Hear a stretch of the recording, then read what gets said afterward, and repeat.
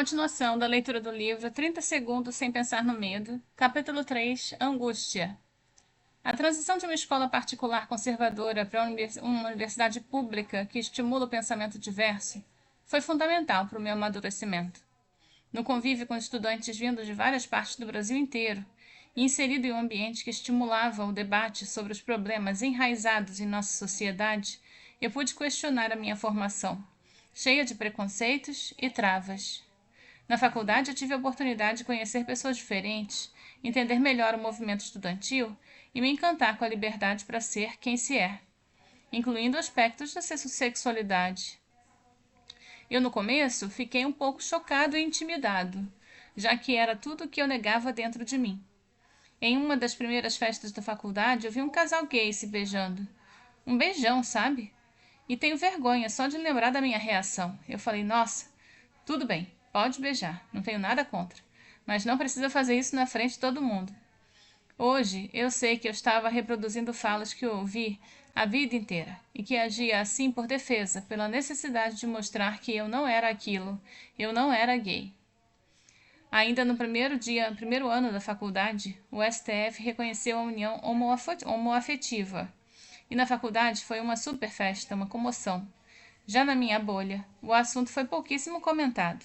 Eu comecei a refletir sobre esse contraste e questionar o motivo dessas diferenças. O importante para mim naquele momento foi que, diferentemente do que eu tinha imaginado, o início do curso de Direito foi animador.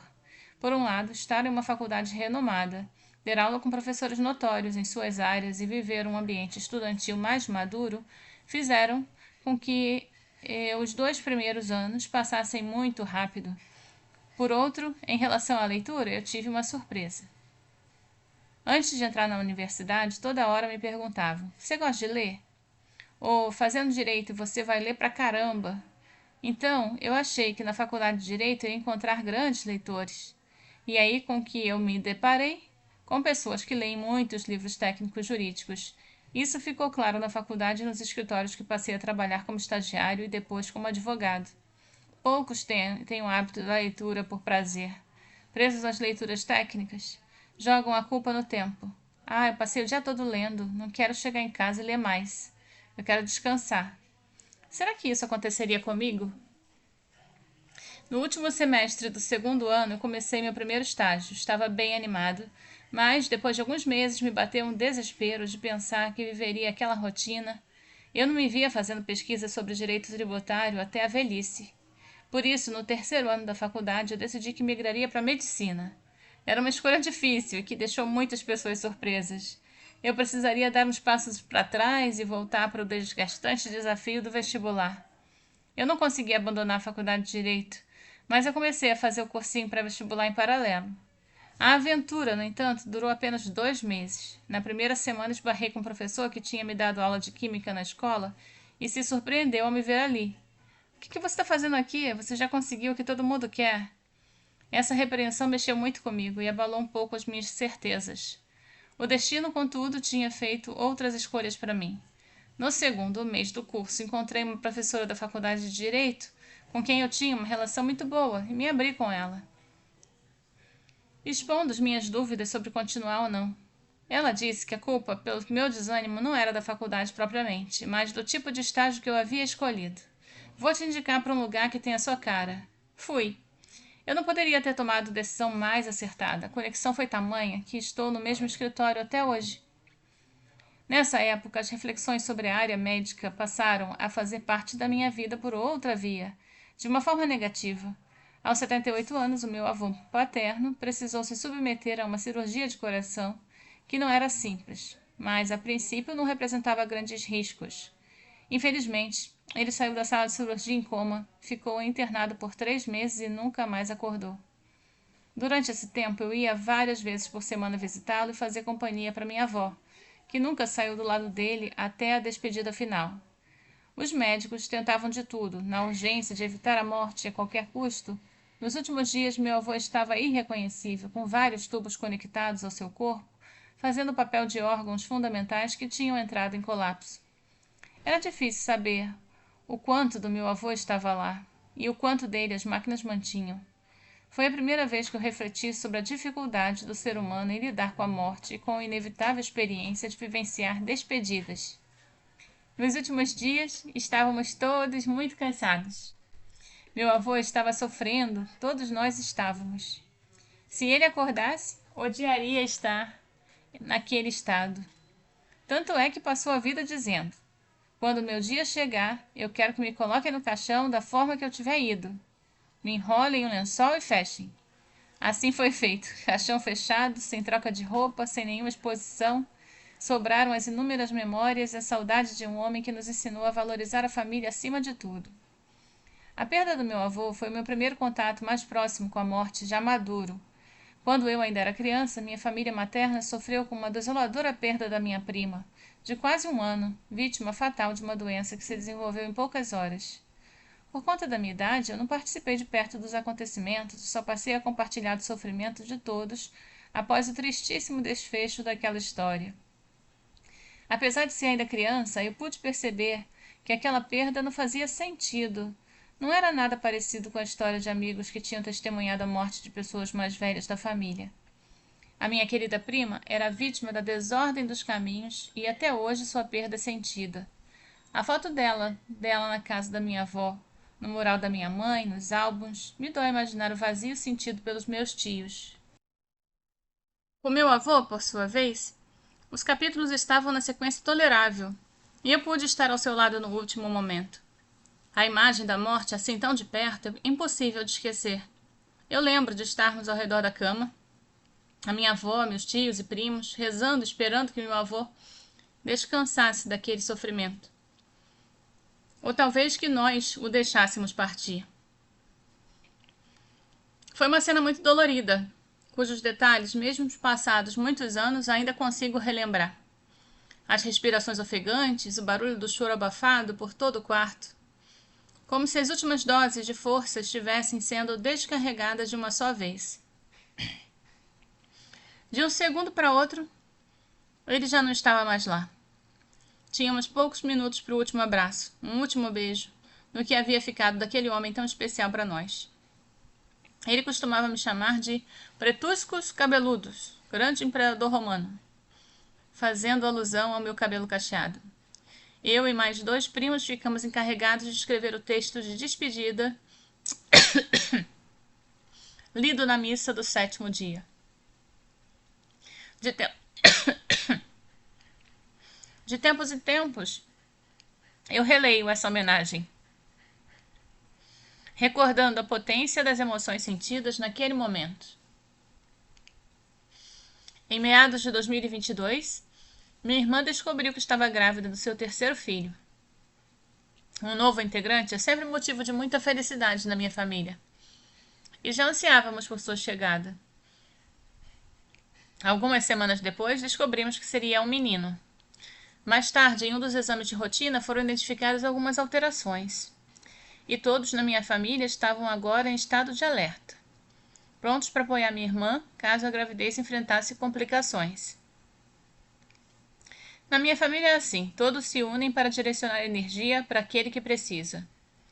Depois daquela notícia foram meses de muita angústia, mas também de muita esperança para minha irmã e meu cunhado. Novos exames descartaram doenças mais graves que colocassem em risco a continuidade da gravidez. Apesar da preocupação constante, nos preparávamos para vencer as dificuldades e receber meu sobrinho com todo o amor. A orientação geral era a de ter atenção redobrada até o dia do parto, mas estava tudo sob controle. Era um dia de sol em Lisboa, daqueles que não há numa nuvem sequer. Eu e meu namorado estávamos fazendo uma viagem curta, e naquela tarde decidimos almoçar em um restaurante charmoso, com as cadeiras ao lado de fora. Estávamos sentados observando o movimento da rua, quando recebo uma ligação de vídeo da minha irmã. Eu não me assustei, porque estávamos acostumados a videochamadas. O meu coração disparou quando percebi que ela estava com uma cama de hospital. O que aconteceu? Falei gritando. Ela tentou me acalmar, explicou que a bolsa havia estourado. Como assim? Ainda não havia chegado a hora. Seria um parto prematuro, mas que tinha grande chance de correr bem. Então ela me explicou. Eu consegui me acalmar até me dar conta de que estava em outro continente. Comprei passagens para o primeiro voo para o Brasil, mas descobri que eu não chegaria a tempo do parto. Até aquele dia, eu tinha acompanhado o nascimento dos meus 4 sobrinhos através daquele vidrinho da maternidade. Não seria assim daquela vez, mas não importava, só queria que o bebê chegasse com saúde. Foi o voo mais longo da minha vida, já que o parto aconteceria enquanto o avião estivesse sobre o Atlântico. Por sorte, eu tinha um remédio e tomei algumas gotas para ajudar a passar o tempo mais depressa. As horas foram angustiantes, mas assim que cheguei e conferi minhas mensagens, as notícias eram positivas. O parto havia sido bom, minha irmã estava se recuperando bem e meu sobrinho tinha chegado melhor do que esperavam. Que alívio! Aquele aperto no peito afrouxou. Quando eu cheguei ao hospital, o clima era de comemoração.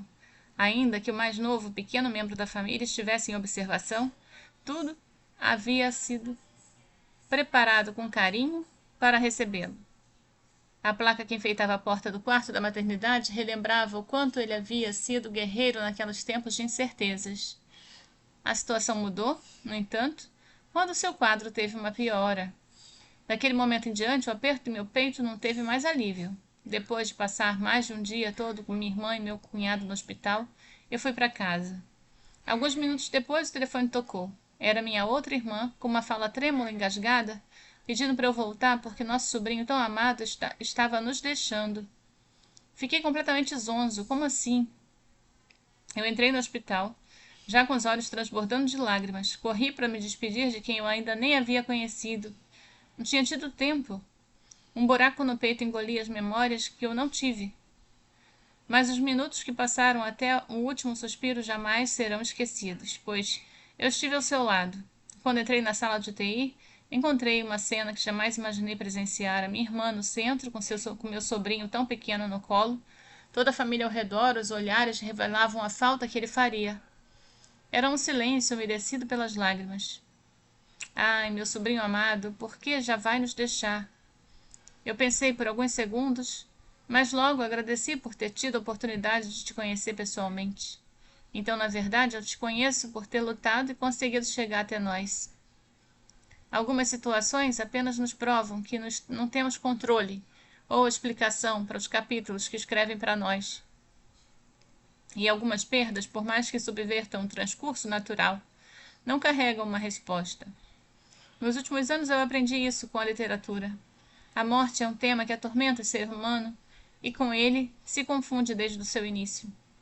Os livros refletem a dificuldade de lidar com essa relação tão próxima, que em muitos momentos tentamos ignorar. Existem muitos livros que abordam o luto e a morte.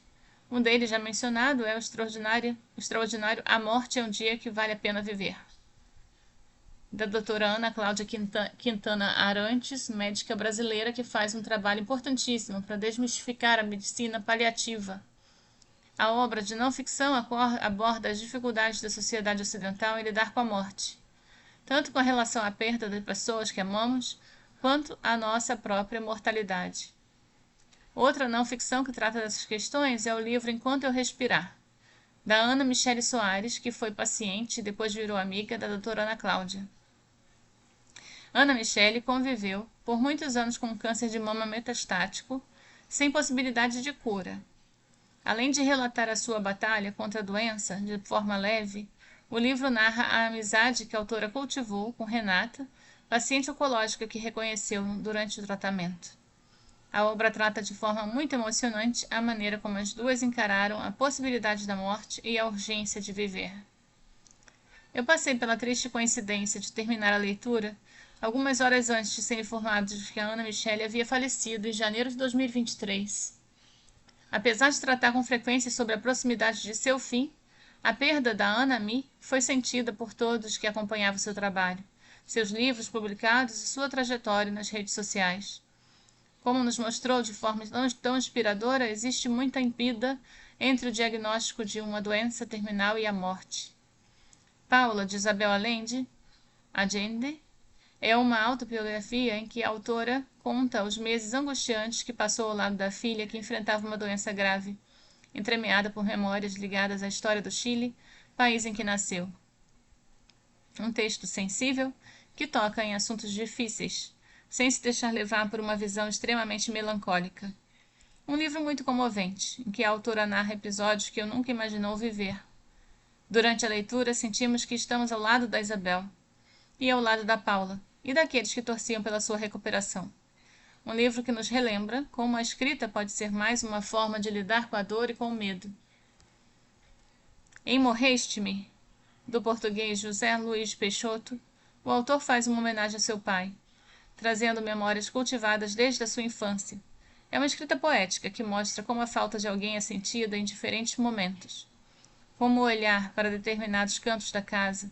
O título por si só já revela esta carga poética. Morreste-me. Alguém que morre de mim, em mim, para mim. E um trecho diz: E ouço o eco da tua voz que nunca mais poderei ouvir, a tua voz calada para sempre. E como se adormecesses, vejo-te fechar as pálpebras sobre os olhos que nunca mais abrirás, os teus olhos fechados para sempre. E de uma vez deixas de respirar, para sempre, para nunca mais. Pai, tudo o que te sobreviveu me agride. Pai, nunca te esquecerei. A autora norte-americana Joan Didion relata o ano do pensamento mágico da sua experiência de uma perda concreta e o medo constante de que alguém amado se vá a qualquer instante. Depois da morte do marido John, vítima de um ataque cardíaco, sua filha, a única filha, é internada em estado crítico. Alternando momentos de alívio e alegria com dias de medo paralisante, a escritora, que faleceu no ano de 2021, faz uso de sua experiência como jornalista para narrar o que está vivendo de forma objetiva. Talvez isso torne a leitura uma experiência menos emocionante, se comparada à obra de Allende. Como nos ensina Joan, a vida muda em um instante. Em geral, os livros que tratam do luto acabam sendo inspirados em fatos reais, vividos pelos autores. Talvez seja difícil descolar da realidade e transportar para a ficção tanta dor. Contudo, um exemplo belíssimo de uma narrativa ficcional sobre a morte é O Caderno de um Ausente, de João Anzanello Carrascosa. Vencedor do Prêmio Jabuti, um dos mais importantes da literatura brasileira, e a obra fascina pela poesia e sensibilidade e desperta uma sensação de acolhimento. As palavras de Carrascosa abraçam. No livro, não há de fato um luto, porque não houve perda. O que há é a antecipação da perda. O caderno em questão mostra as anotações de um pai para uma filha que acaba de nascer. A ideia de escrevê-lo surgiu por um medo desse pai, com a idade avançada, de não ser lembrado e de não poder acompanhar o crescimento e as descobertas da filha. É uma carta para substituir um diálogo que talvez não aconteça. Um ano depois da perda do meu avô, e já estagiando em um novo escritório, eu fui me identificando cada vez mais com o direito. O fim da faculdade significava, em uma certa medida, a proximidade de uma fase das maiores responsabilidades. Esse pensamento talvez tenha me assustado, sobretudo porque eu ainda não me via maduro o suficiente para lidar com os próprios sentimentos. Foi diante disso que eu decidi realizar um desejo antigo, mas que acabaria atrasando por um tempo essa transição. Eu fui para a França estudar por um período. Desde a adolescência eu alimentava o sonho de morar fora. E quando surgiu a oportunidade de me inscrever em um programa de intercâmbio para estudantes de direito na Sorbonne, a universidade mais tradicional da França, eu mergulhei nessa ideia.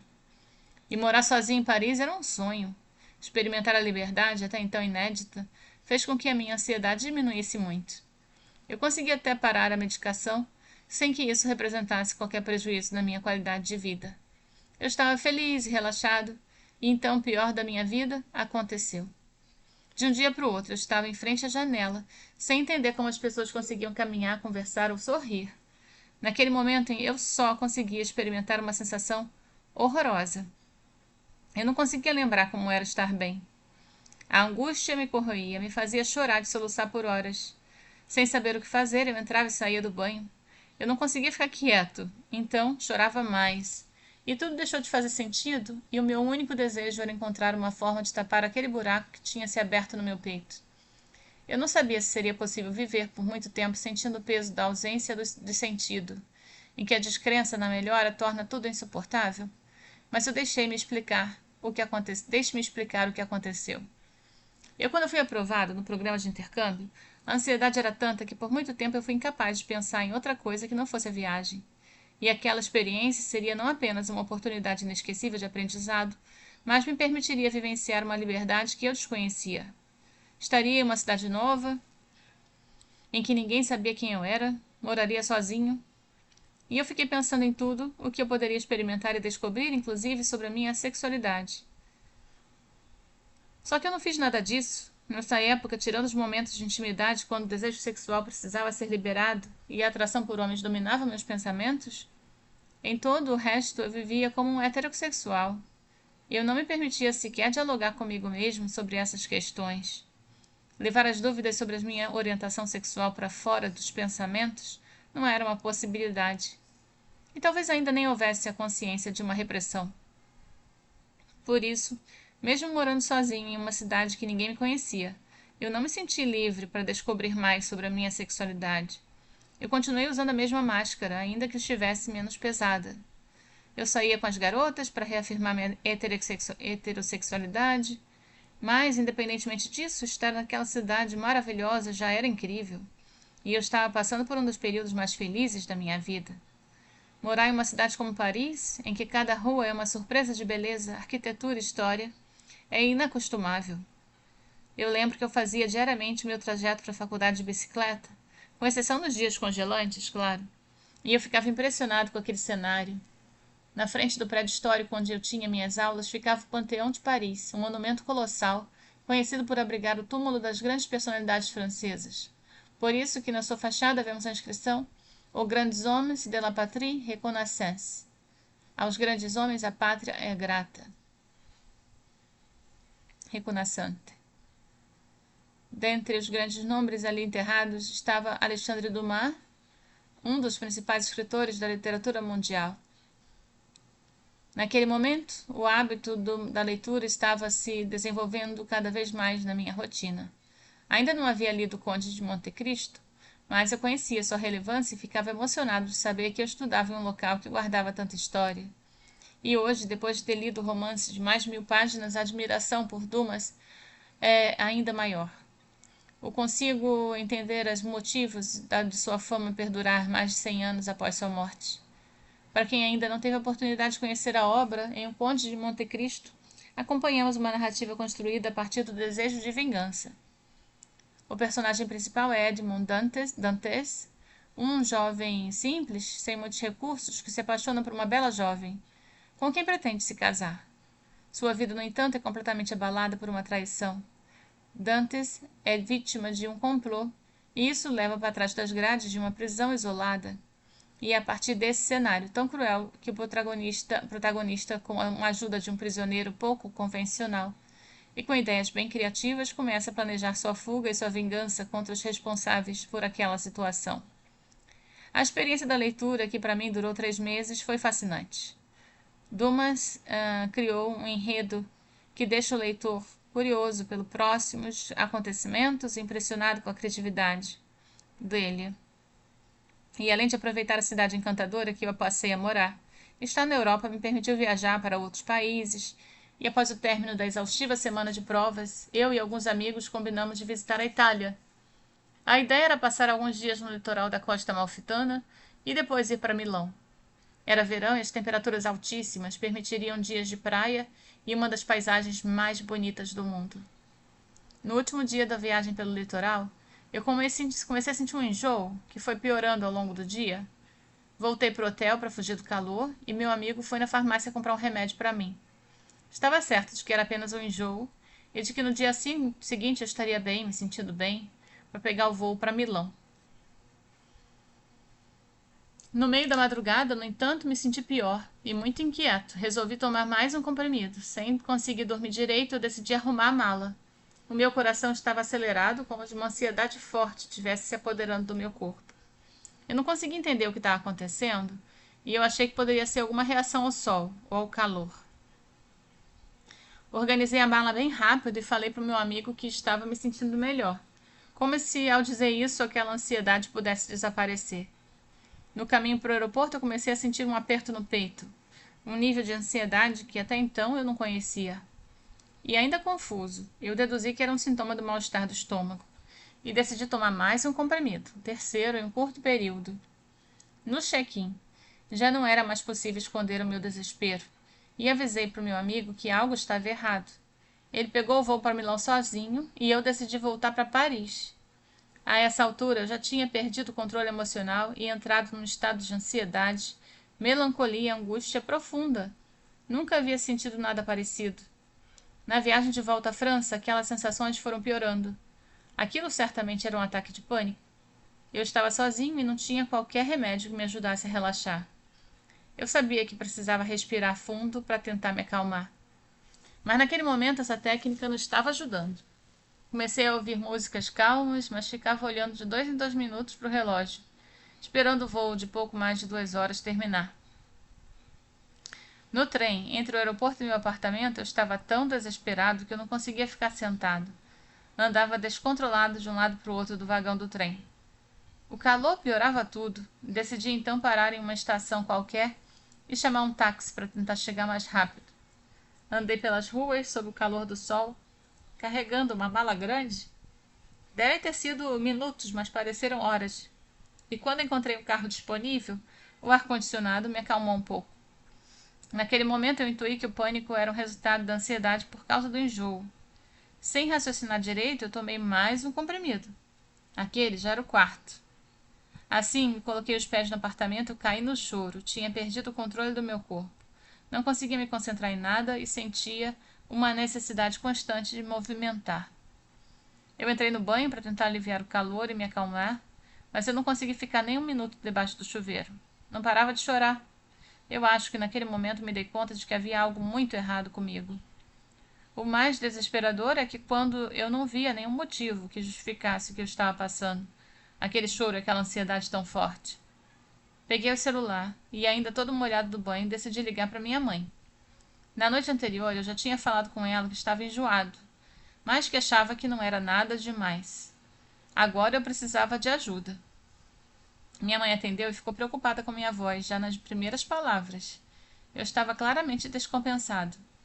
Ela começou a perguntar o que estava me sentindo, de que eu não conseguia explicar direito. Angústia, ansiedade, choro, movimentos descontrolados.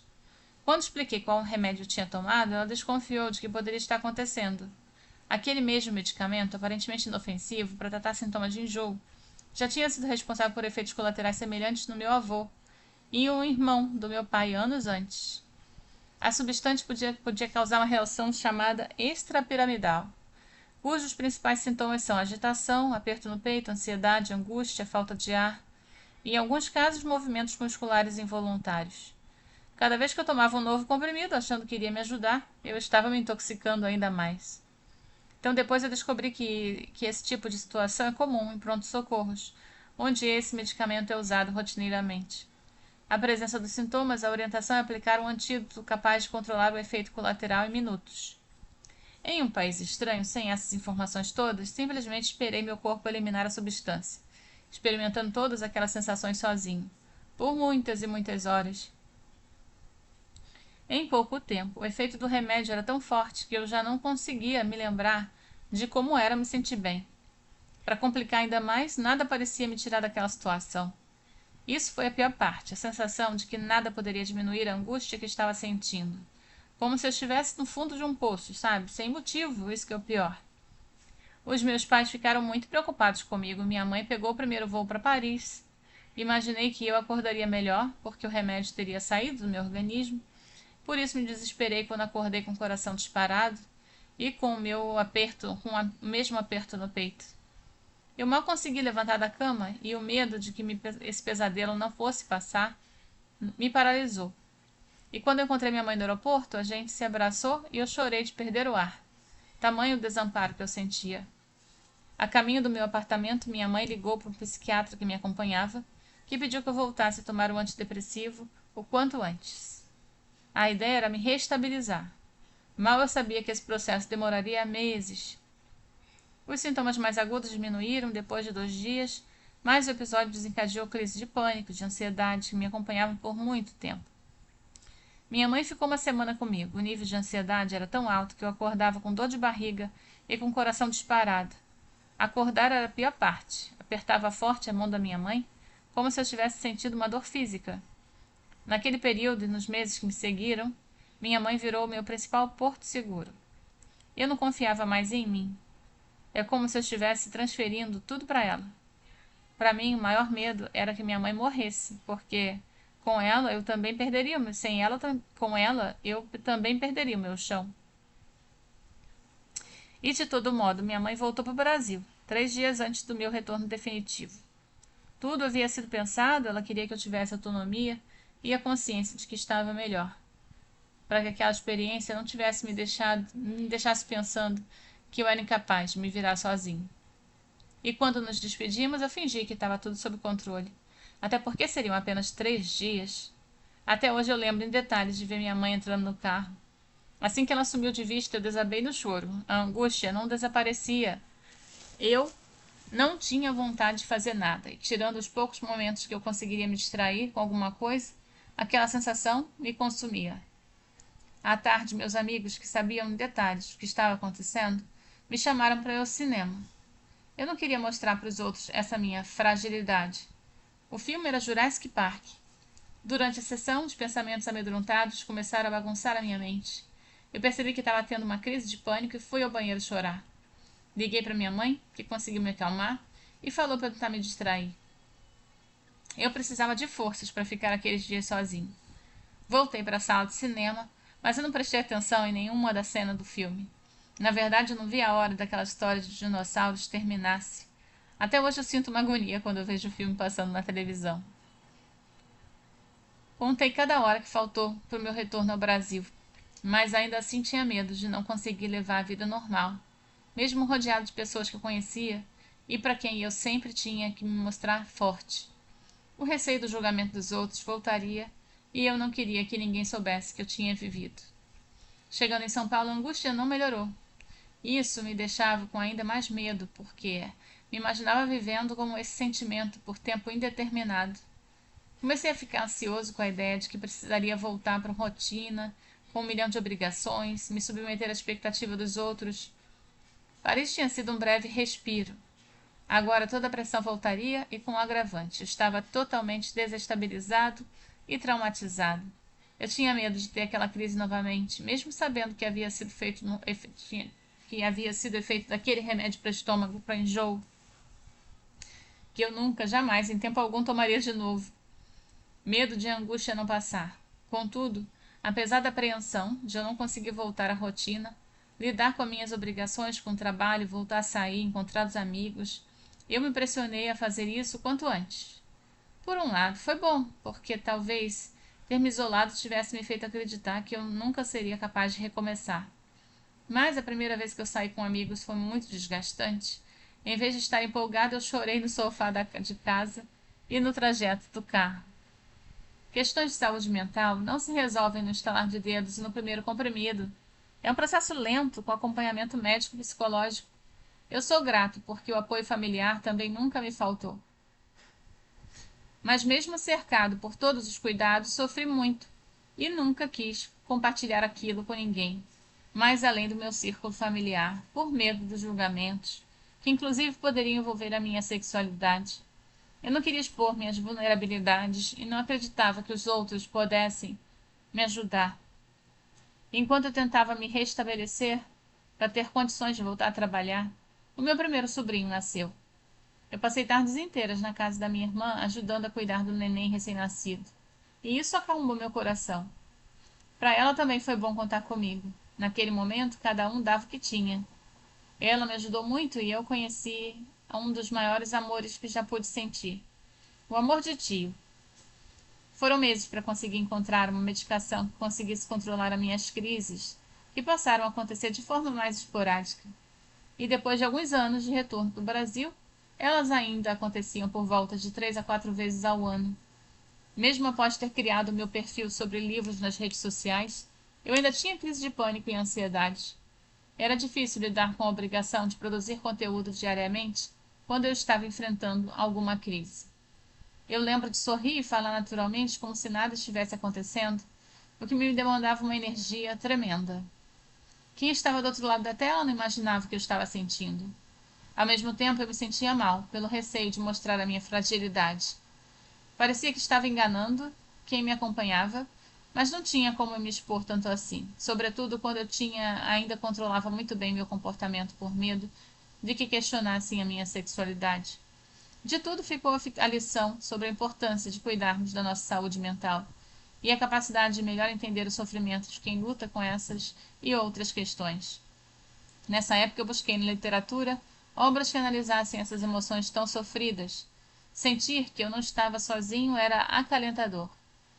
Durante todo o período de tratamento, os livros foram grandes companheiros e uma importante ferramenta para minha melhora. Eu jamais estaria sozinho se tivesse um livro nas mãos. A leitura também significava um momento de relaxamento, como uma meditação. Enquanto eu lia, conseguia focar na narrativa e esquecer um pouco os pensamentos que perturbavam a minha mente. Em um primeiro momento, eu procurei leituras que pudessem me ajudar a superar medos, no caso, livros de não ficção ou autoajuda. Esses livros até traziam mensagens interessantes e eram uma companhia agradável, mas não preenchiam a lacuna que eu esperava. Decidi procurar, então, na ficção, o que eu chamava que faltava. Eu achava que faltava.